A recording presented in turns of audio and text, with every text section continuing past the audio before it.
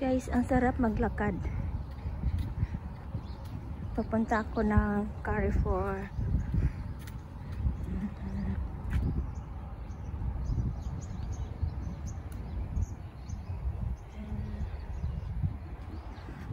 Ang sarap maglakad kasi winter na, tapos mahangin din.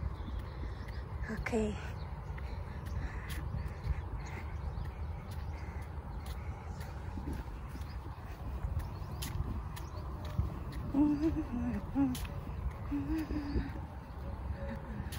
Pumunta lang naman ako ng Carrefour guys para mag-grocery at magpadala. Naglakad lang ako syempre para ma-exercise din.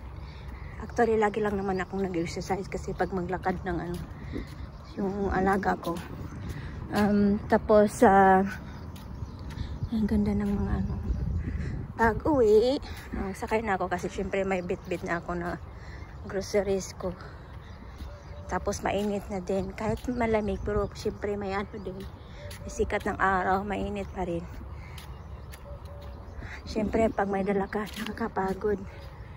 So, ayan. So, habang papunta ko doon, ito yata, iba tong villa dito. Ito, Nobelia yata. Sa amin ay Carmen. Mas maganda dito sa kaysa doon sa Jomerago. So, ayan. Yung lakad yata parang yata guys, like mga 20 minutes, ganun.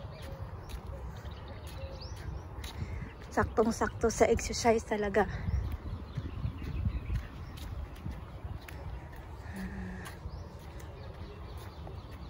Tingnan nyo yung ibon guys.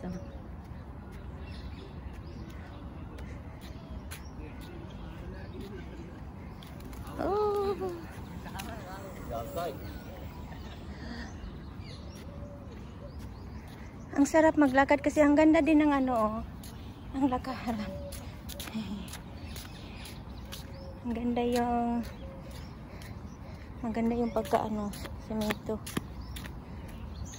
Hindi garang-garang. Hello birdie. Yung mga ibon dito lakwat sa lang. Hindi sila takot sa tao. Tulad sa Pinas, takot sa tao.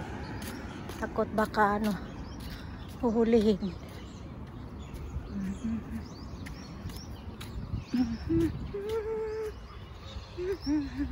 Actually guys, maraming nag-walking dito sa umaga at saka sa gabi. Itong nilalakad guys, papuntang pa lang to, papuntang main gate. Tapos pa-right, papuntang Carrefour. So ayan guys, bye bye muna. See you on my next video.